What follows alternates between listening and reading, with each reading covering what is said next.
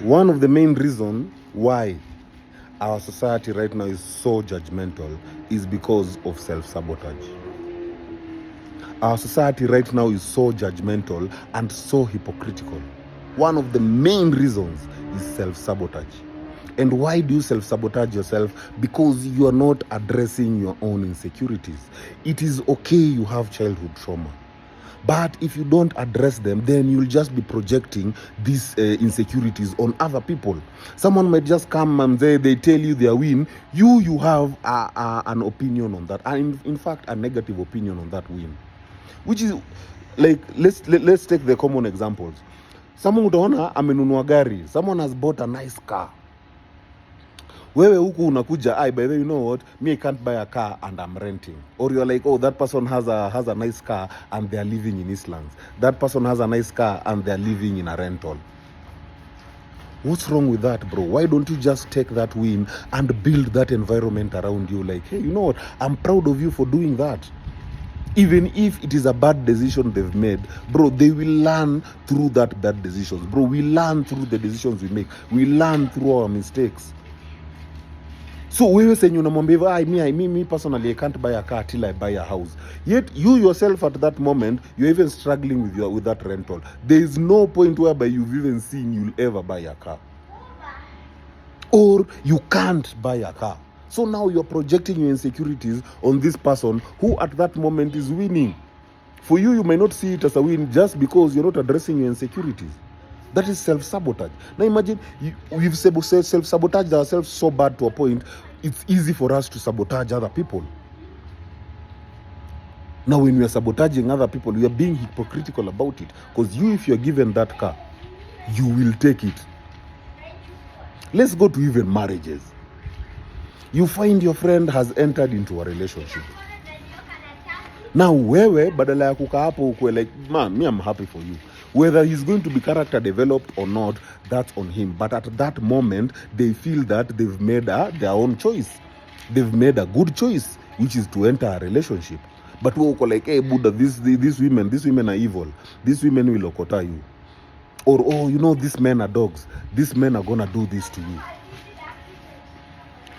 Are you their God? Are you the judge of how people are supposed to be living?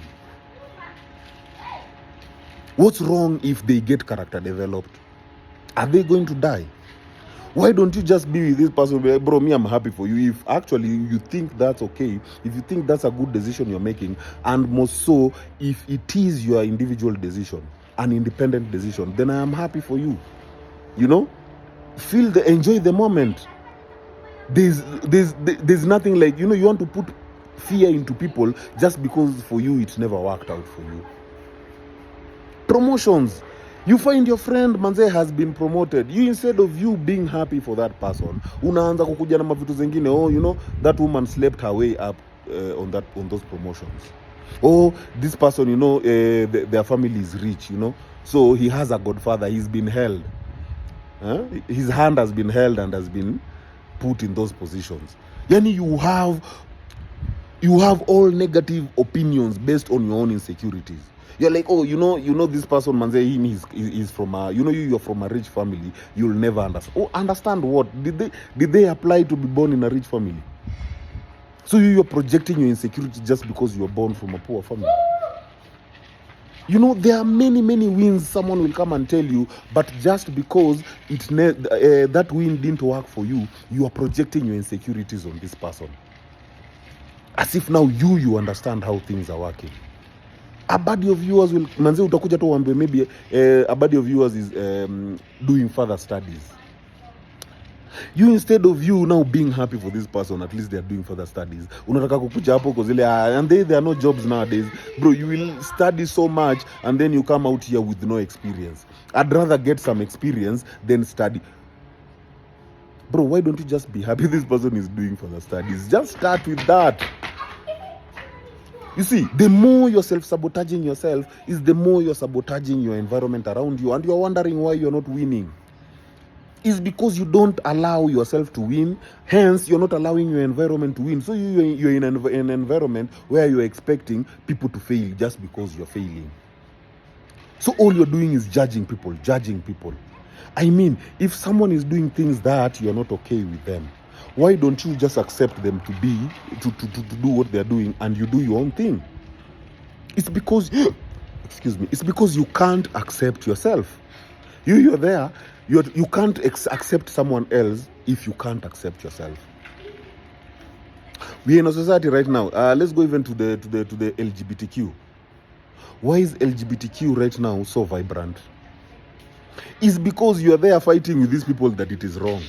It is wrong for who? For you or those people? Those people have already accepted themselves. Why are you fighting? Why is it bothering you? Why don't you just fucking live your own life this other side?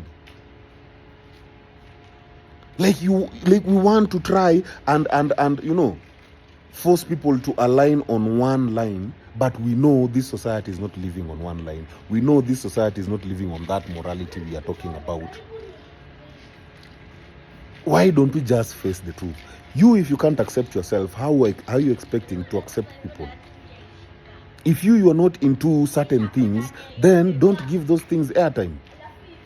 That's what it means, creating boundaries. They're like, hey, you know what? If that's what you're into, that's what you're into. I am not into that.